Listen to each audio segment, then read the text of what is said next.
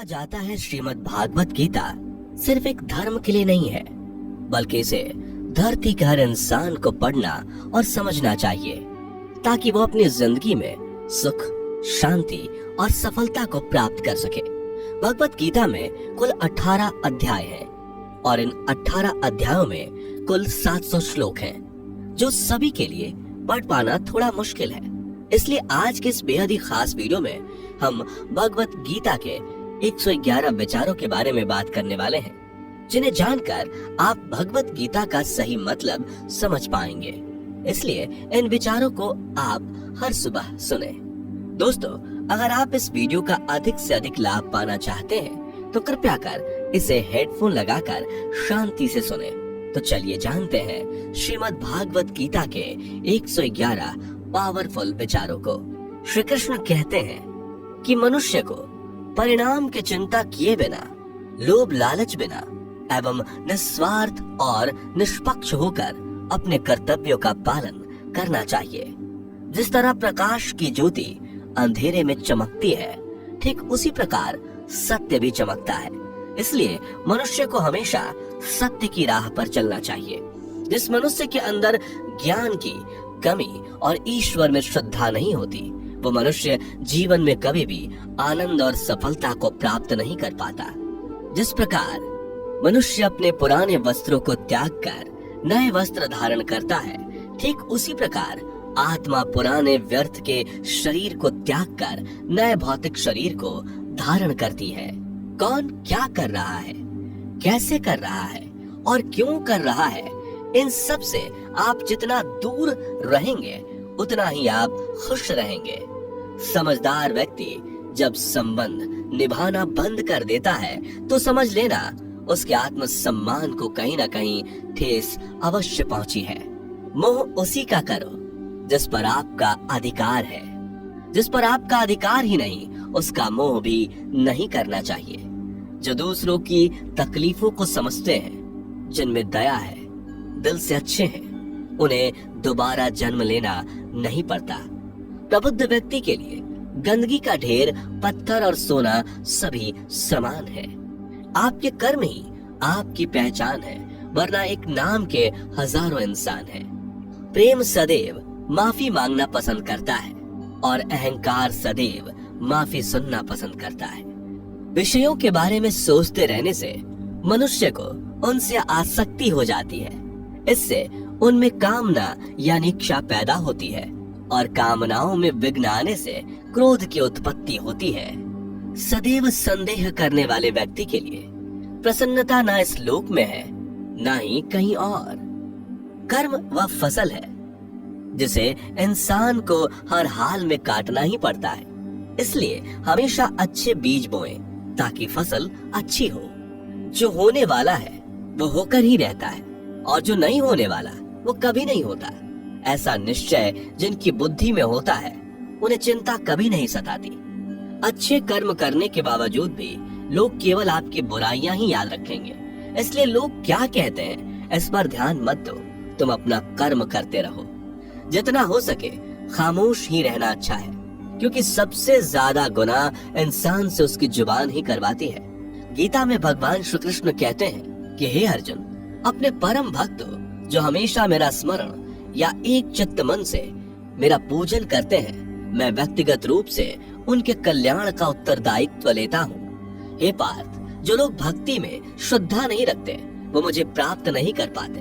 अतः वे इस भौतिक जगत में जन्म मृत्यु के मार्ग पर वापस आते रहते हैं। मौन सबसे अच्छा उत्तर है किसी ऐसे व्यक्ति के लिए जो आपके शब्दों को महत्व नहीं देता।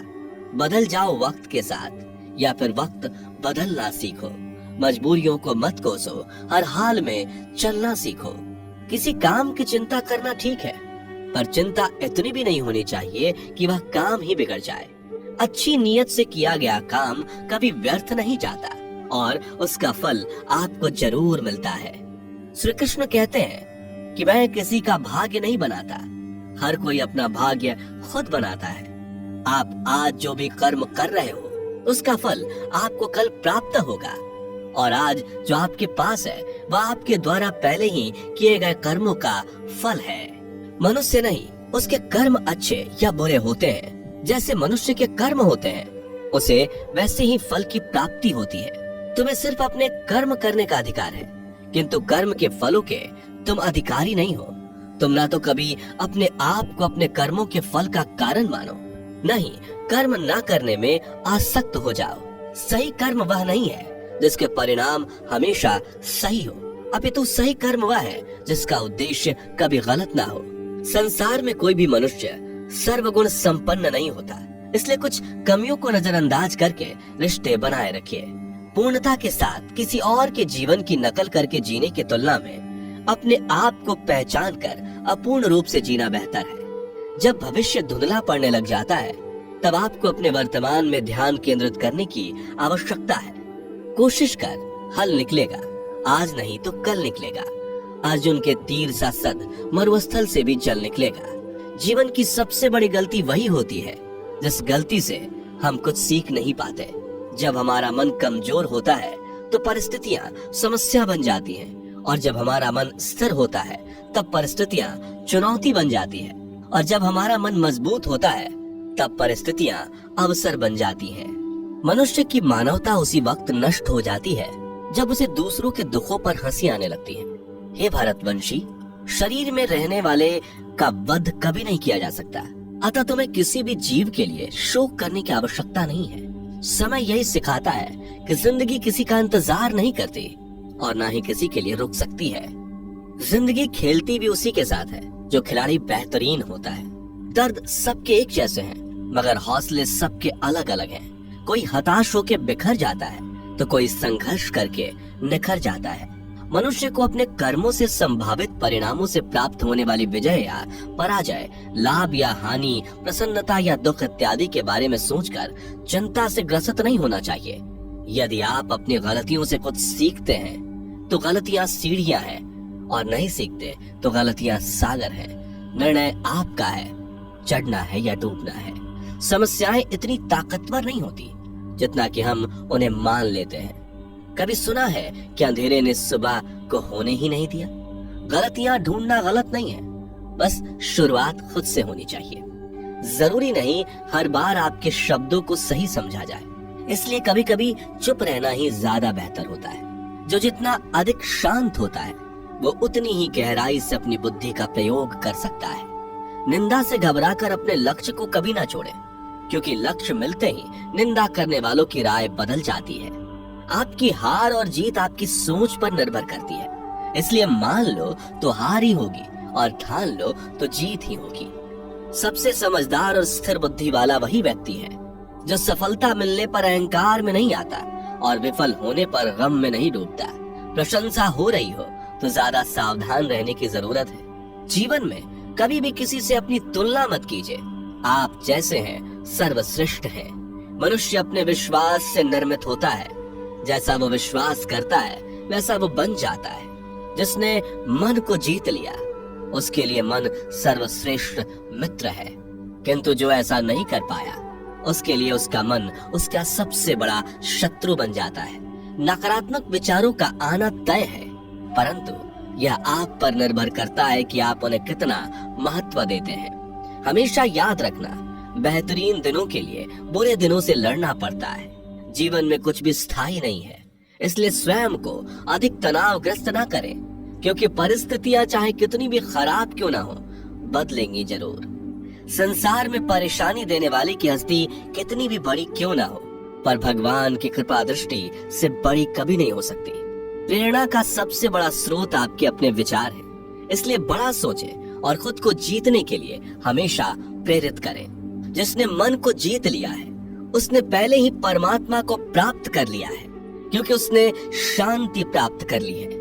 ऐसे मनुष्य के लिए सुख दुख, सर्दी गर्मी और मान अपमान एक जैसे होते हैं। मुश्किलें केवल बेहतरीन लोगों के हिस्से में ही आती हैं, क्योंकि वही लोग उसे बेहतरीन तरीके से अंजाम देने की काबिलियत रखते हैं। कोई कुछ भी कहे, बस अपने आप को शांत रखो, क्योंकि सूरज कितना भी तेज क्यों ना हो, समुद्र सूखता नहीं है। जहाँ आपकी कोई कीमत नहीं, वहाँ पर रुकना अनुचित है, चाहे वो किसी का घर हो या किसी का मन। जब कोई हाथ और साथ दोनों ही छोड़ देता है तब कुदरत कोई ना कोई उंगली पकड़ने वाला भेज देता है। उन्हीं का नाम कान्हा है।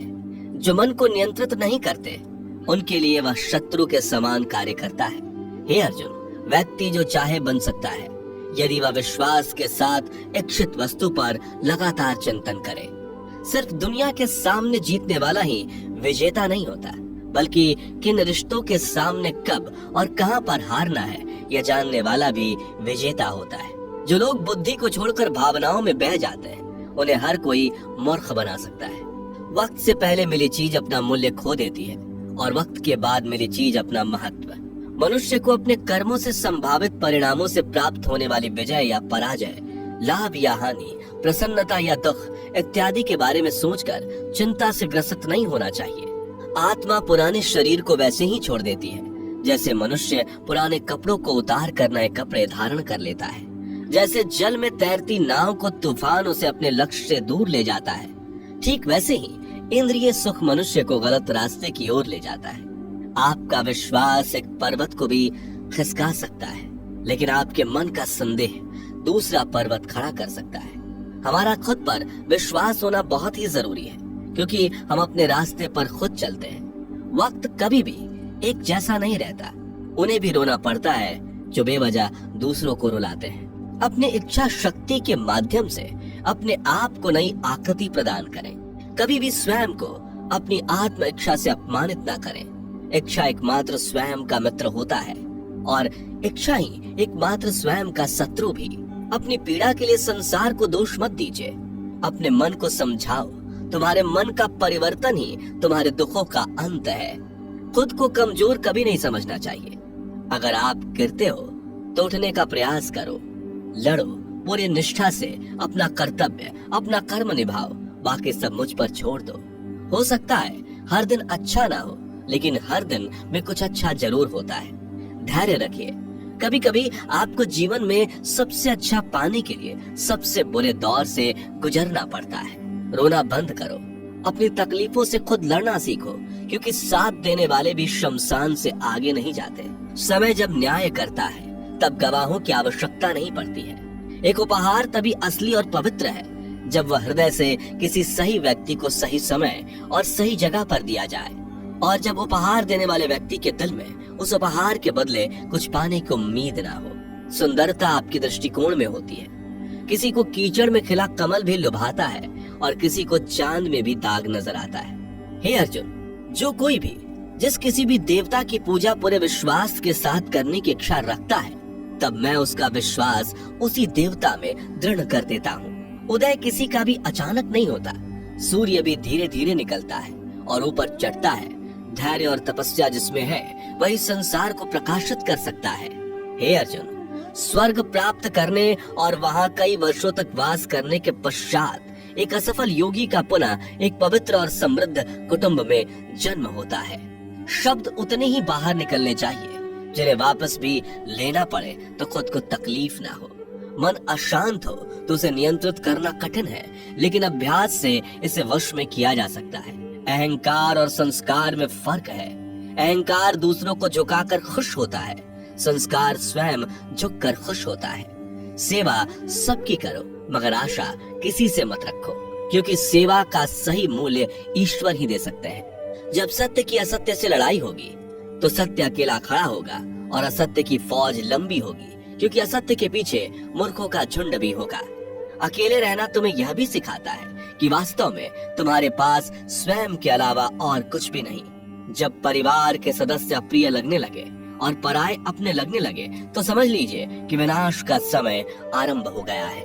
क्रोध आने पर चिल्लाने के लिए ताकत नहीं चाहिए, मगर क्रोध आने पर चुप रहने के लिए खूब ताकत चाहिए होती है। जो आपका है वो आपको मिलकर ही रहेगा, फिर चाहे उसे छीनने के लिए पूरी कायनात एक हो जाए।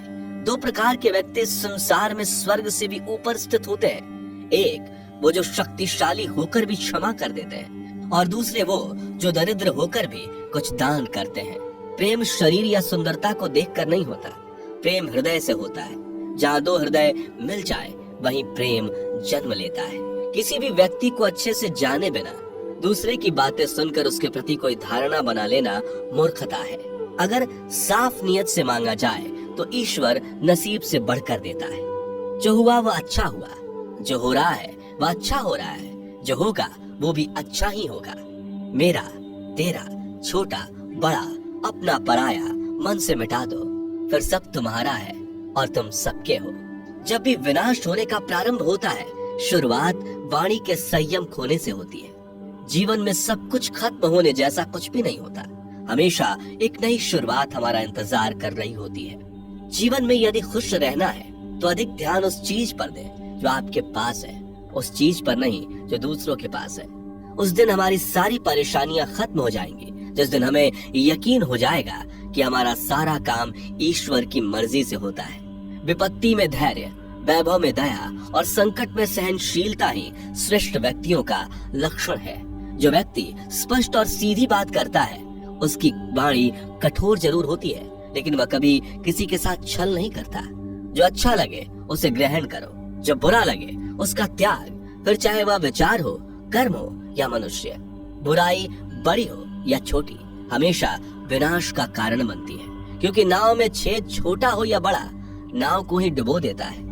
अपने परम भक्त जो हमेशा मेरा स्मरण या एक चित मन से मेरा पूजन करते हैं, मैं व्यक्तिगत रूप से उनके कल्याण का उत्तरदायित्व लेता हूँ। जो दान बिना सत्कार के कुपात्र को दिया जाता है, वह तमस दान कहलाता है। परिवार और समाज दोनों ही बर्बाद होने लगते हैं जब समझदार मौन और नासमझ बोलने लगते हैं। आप वापस नहीं जा सकते और शुरुआत को नहीं बदल सकते, लेकिन आप चाहें वहीं से शुरू कर सकते हैं और अंत को अवश्य बदल सकते हैं। जब उम्मीदें टूटने लगे, कोई रास्ता दिखाई ना दे, तो एक बार भगवत गीता की शरण जरूर ले लेना।